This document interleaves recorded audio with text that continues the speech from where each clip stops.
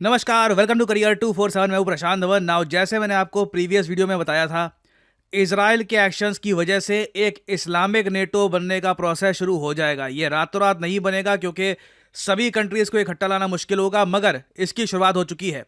एक major development हुई है इंडिया के बिल्कुल नेबर में। पाकिस्तान और सऊदी अरेबिया ने एक डिफेंस पैक्ट साइन कर लिया है। इसका सिंपल शब्दों में मतलब यह है, कल को कोई भी देश पाकिस्तान पर अग्रेशन करता है, उसके रिस्पॉन्स में सऊदी अरेबिया मानेगा उन पर अग्रेशन हुआ है। सिमिलरली सऊदी अरेबिया पे अगर कोई भी देश, कोई भी ग्रुप अग्रेशन करता है तो उसके रिस्पॉन्स में पाकिस्तानी मिलिट्री एक्टिव हो जाएगी। और अगर आप पूछ रहे हैं ये बात लिखी कहां पे है, ये तो बहुत बड़ी बात है। Pakistan Saudi Arabia declare joint response to any aggression. ये क्या कुछ मतलब ये मीडिया ही छाप रहा है या लिखा हुआ है? लिखा हुआ है। एंड आई सेड अर्लियर, ये इस्लामिक नेटो वाला जो कॉन्सेप्ट है इसको आप लाइटली मत लीजिएगा। This is bound to happen. ये इवेंचुअली बढ़ता ही जाएगा। ये बस शुरुआत है। This is just the beginning.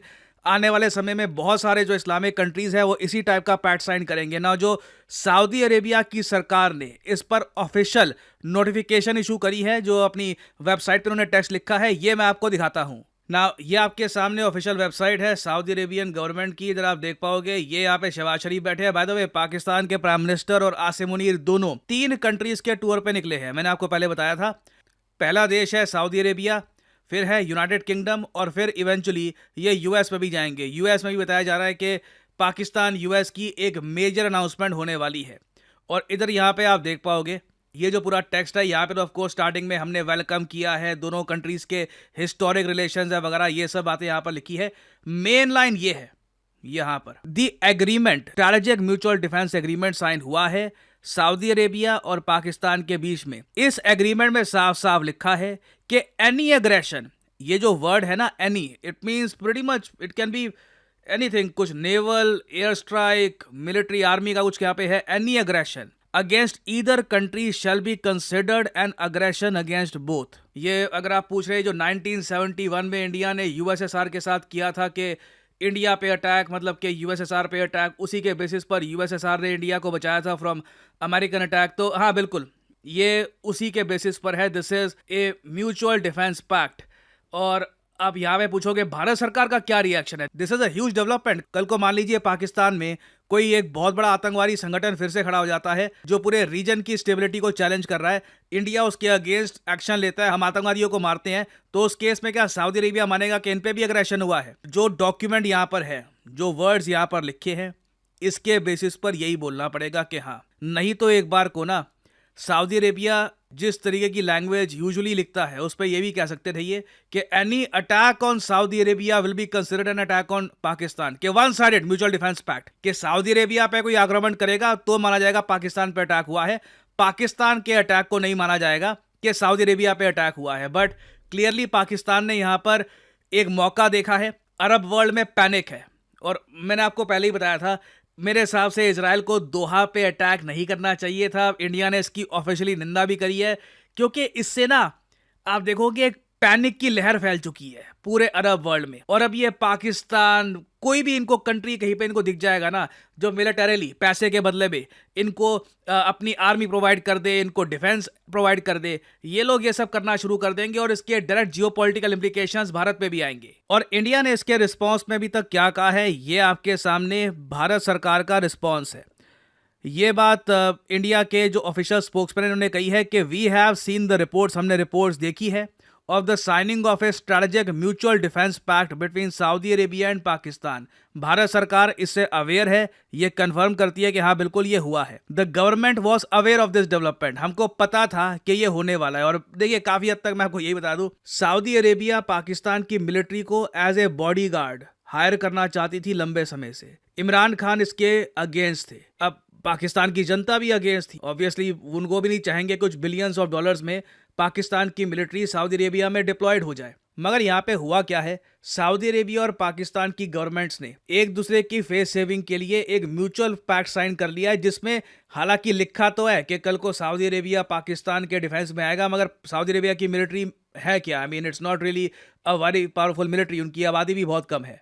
Mainly यहाँ पर होगा क्या कि कल को हुती रिबेल्स, ईरान, इजराइल, इनमें से किसी भी कंट्री ने अगर अटैक किया सऊदी अरेबिया को, तो पाकिस्तान की आर्मी ये डिप्लॉय कर दी जाएगी इन सऊदी अरेबिया, और ये लोग सऊदी अरेबिया की रक्षा करने की कोशिश करेंगे। बेसिकली पाकिस्तान के सोल्जर्स इवेंचुअली यहाँ पर यूज़ किए जाएंगे प्यादों की तरह। दिस विल हैपन इवेंचुअली, और इसमें कोई ऐसा नहीं है कि as a being an Indian मैं ये कह रहा हूँ।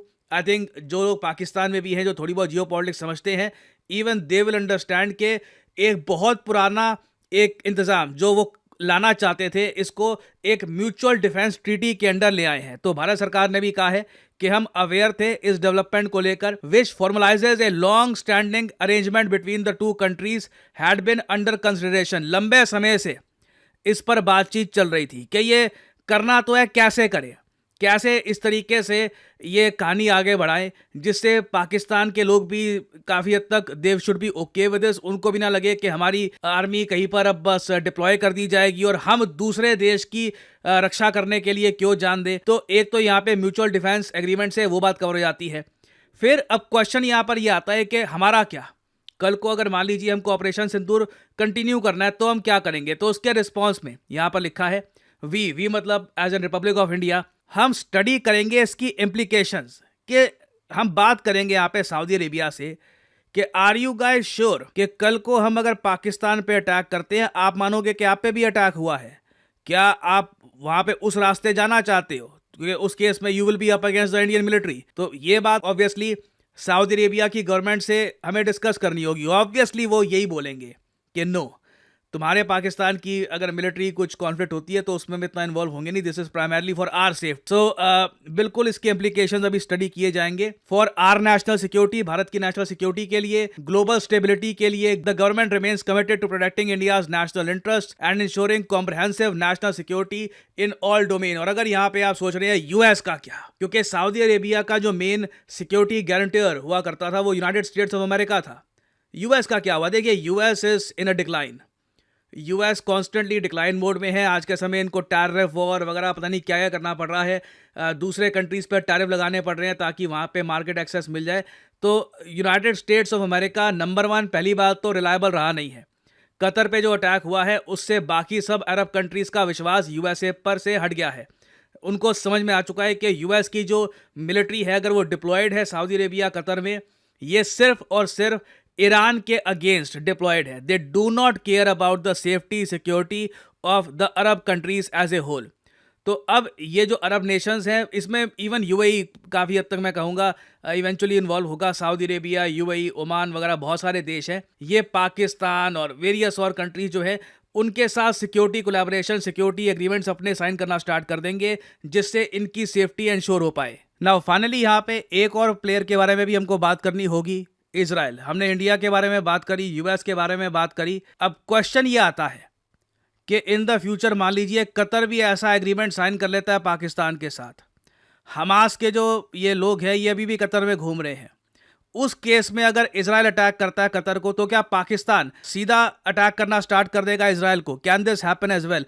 क्योंकि गाड़ी उसी तरफ जा रही है। Eventually all this is leading up to a grand conflict between Pakistan और पाकिस्तान के आसपास जो ये अरब कंट्रीज हैं, ये एक तरफ और दूसरी तरफ इजराइल। नाउ यूएस उनका कितना साथ देता है ये देखना होगा। So this is a very interesting development. बहुत कुछ होगा, अभी बहुत सी डेवलपमेंट्स आएंगी। I will keep on making updated videos for you all.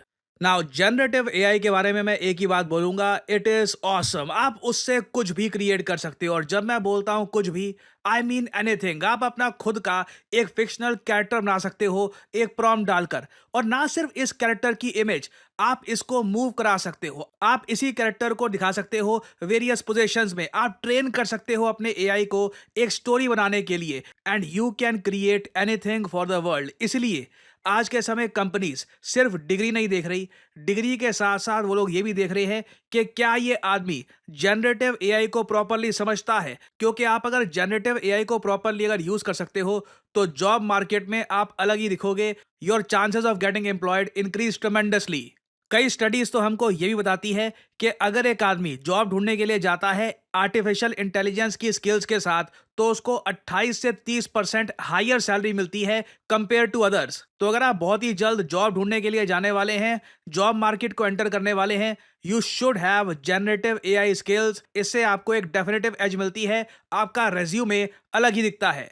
और ऑल्दो आप अगर मार्केट में जाओगे तो जनरेटिव एआई सिखाने वाले आपको बहुत सारे कोर्सेज मिल जाएंगे, मगर ज़्यादातर जो ये कोर्सेज हैं इनमें प्री रिकॉर्डेड लेक्चर होंगे जो एक बार को आप देख सकते हो। उसके बाद कोई आपका क्वेश्चन है, कुछ क्वेरी है, ये रिजॉल्व हो पाएगी नहीं हो पाएगी इसकी कोई गारंटी नहीं है। जबकि करियर 247 में हम आपको प्रोवाइड करते हैं अपने जनरेटिव एआई कोर्स में 130 घंटे की instructor led live virtual training, जहां पे आप सवाल पूछ सकते हैं, कुछ आपको चीज नहीं समझ आ रही आप ओपनली पूछ सकते हैं, समझ सकते हैं कि प्रॉम्प्ट कैसे डालते हैं, खुद की प्रॉम्प्ट लाइब्रेरी कैसे बनाते हैं। देखिए, generative AI is not just about prompt डाल दिया चलो हो गया।